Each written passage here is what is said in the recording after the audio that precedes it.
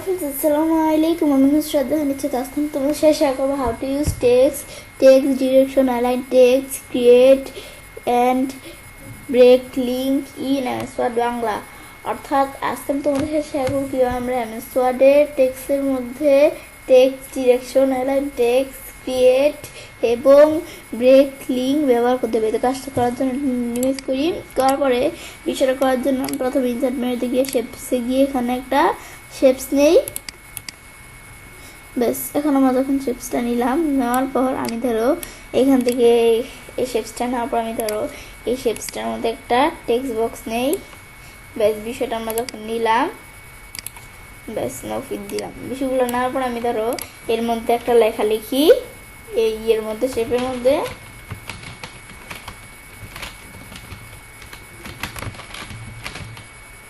ব্যাস লেখার পর আমরা এটার মতো লিখি।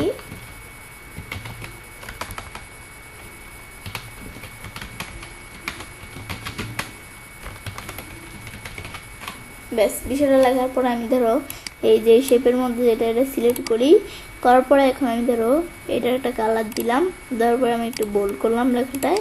ব্যাস, বিষয়টা করার পরে এখন আমি ধরো সাইজটা বড় করি। ব্যাস, আমার ধরো বিষয়গুলো একটু করলাম।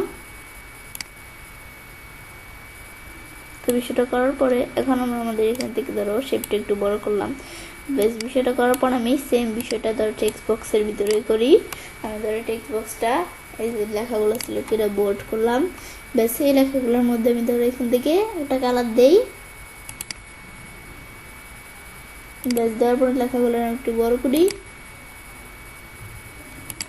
বেশ, বড় করার পর বিষয়গুলো করার পর আমি প্রথমে ফরম্যাটে আসার পর আমি এই যে আঁকতে বলছি এই বিষয়ে তোমাদের সাথে শেয়ার করবো টেক্সটের মধ্যে বিষয়গুলো।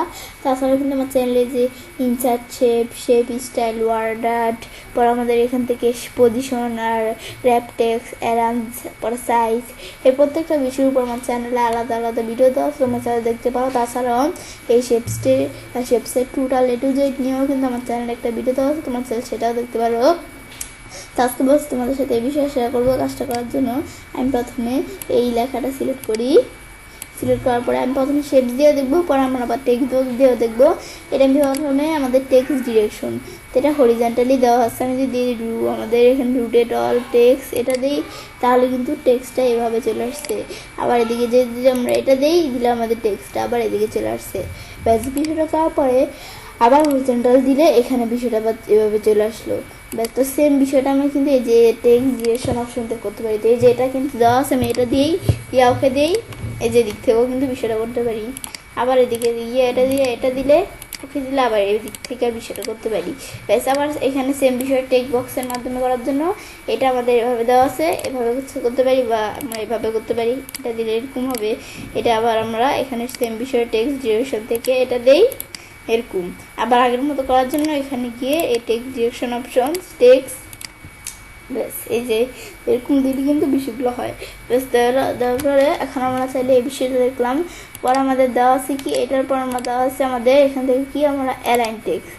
তো অ্যালাইন টেক্সটের টপ মিডিয়াল এগুলো আমরা চাইলে করতে পারি। তো এখন আমি এটা করার জন্য আমি ধরো প্রথমে শেপসের লেখাগুলো সিলেক্ট করলাম, অ্যালাইন টেক্সট আসি, এটা আমাদের এখানে মিডিয়াল দেওয়া আছে। আমি যে এই টপ দিই, উপরের লেখাগুলো চলে আসবে শেপসের, প্রথম দিলে নিচে, এই মিডিয়াল দেওয়া থাকলাম আমাদের মানে মাঝখানে।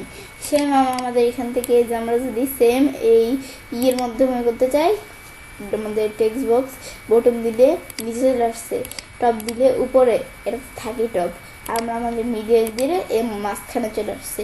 ব্যাস, এটা আমরা সেটা করতে পারি। ব্যাস, বিষয়টা দেখানোর পর এখন আমরা আমাদের এখান থেকে এটা দেখলাম, পরে আমাদের এখান থেকে অ্যালাইন টেক্সটের বিষয় দেখাবো ক্রিয়েট লিঙ্ক। তো এই বিষয়টা করার জন্য আমরা কি করব, তো বিষয়টা প্রথমে আমরা এই টেক্সট বক্সের মাধ্যমে করে দেখি। তো এই যে আমরা ধরো এই লেখাগুলো এভাবে রাখলাম।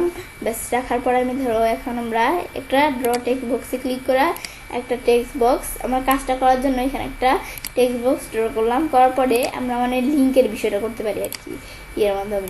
তো এটা কিন্তু আমরা আমাদের এখান থেকে একটা এমটি টেক্সট বক্স দ্বারা বিষয়টা করতে পারি। টেক্সট বক্সটার মধ্যে যদি কোনো কিছু লিখি তাহলে কিন্তু এই ক্রিয়েট লিঙ্কের বিষয়টা করা যাবে না। আমরা এখন বিষয়টা করার জন্য এটার সাথে এটা লিঙ্ক করবো। তার জন্য এই টেক্সট বক্সটার কাজ রেখে ক্রিয়েট লিঙ্ক, এখন এটার সাথে এটা লিঙ্ক করার জন্য এভাবে আমরা এই যেরকম আসলে আমরা কি করব, আমরা লিঙ্ক দিলেই লিঙ্ক হয়ে যাবে। তো এখন আমরা এখানে এই দিলাম, ব্যাস এটার সাথে এটা লিঙ্ক হয়ে গেল। লিঙ্ক হওয়ার পর আমি যদি এটার মধ্যে পার্থক্য রেখে আমি যদি কোনো লেখা লিখলে এখন আমার লিঙ্ক হয়ে কিন্তু এই লেখাটা এদিকে আর জায়গা নিতেছে না, সেজন্য এই ইয়ের মধ্যে চলে আসলো, এই টেক্সট বক্সের মধ্যে। কিন্তু এদিকে আসার পরে আমি যদি এই যে ব্রেক লিঙ্ক করি, ব্রেক লিঙ্ক মানে লিঙ্কটা উঠিয়ে দিই, ব্রেক লিঙ্কটা উঠিয়ে দিলে এখন কিন্তু আর আমাদের ওই লেখাগুলা এদিকে আসলো না। ব্যাস এটা আমরা দেখলাম। বিষয়টা দেখার পরে এখন আমরা আমাদের এখান থেকে এই বিষয়টা তখন দেখলাম, দেখার পর এগুলো আমরা দেখলাম। এখান থেকে সেম বিষয়টা শেপসের মাধ্যমে করতে গেলাম, ধরো শেপসটা একটু ছোটো করে নিলে হবে। ব্যাস এই শেপসটা আমি ধরো একটু ছোটো করে নিলাম, নিলে কাজটা করতে সুবিধা হয় আর কি। এখন ক্রিয়েট লিঙ্ক, এটা আমাদের একটা এমটি, আমাদের এখান থেকে টেক্সট বক্স লাগবে শেপসের বিষয়টা করার জন্য। তো এখন আমরা এখানে দিলাম। ব্যাস আমরা যখন বিষয়টা করলাম তখন কিন্তু আমাদের এখান থেকে ওই লেখাটুকু কিন্তু এই টেক্সট বক্সের মধ্যে চলে আসছে। আমি ধরো এটা একটু বড় করি, বিষয়টা একটু বড় করলাম। একটু বড় করার পর আমি যদি এখন কিছু লিখি, এই যে আমাদের লেখার পর এই যে বাকি লেখাটুকু কিন্তু এই টেক্সট বক্সের মধ্যে চলে আসছে। লিখলে এখন এই টেক্সট বক্সের মধ্যে কাজটা করবে। এখন আমরা এখান থেকে চাইলে এভাবে লিঙ্ক করতে পারি। এবার ব্রেক করার জন্য ব্রেক লিঙ্ক দিলাম, ব্যাস আবার লিঙ্কটা আমাদের কি হয়ে গেল, ব্রেক হয়ে গেল। ব্যাস বিষয় দেখার পর আবার আমরা এখান থেকে আমরা বিষয়গুলো আমরা সিলেক্ট করে আর ডিলিট করে দিলাম, ব্যাস ডিলিট হয়ে গেল। বিষয়টা এটা দেখলাম। ব্যাস তো এই বিষয়টা আমরা শেয়ার করতে পারি। তো আজকের ভিডিওতে আমি তোমাদের সাথে এই বিষয়ে শেয়ার করলাম। তো এখন বিষয়টা করার পর এবং সেটা কাজটা করতে পারি এবং আমি খুব সহজে এমএস ওয়ার্ডের মধ্যে, আমাদের এমএস ওয়ার্ডের টেক্সটের মধ্যে text, direction, align, text, create এবং ব্রেক লিঙ্ক ব্যবহার করতে পারি। ফ্রেন্ডস, আমার আজকের এই ভিডিওটি যদি তোমাদের ভালো লেগে থাকে তো আমার চ্যানেলটি সাবস্ক্রাইব, লাইক, কমেন্ট এবং সবার সাথে শেয়ার করবে।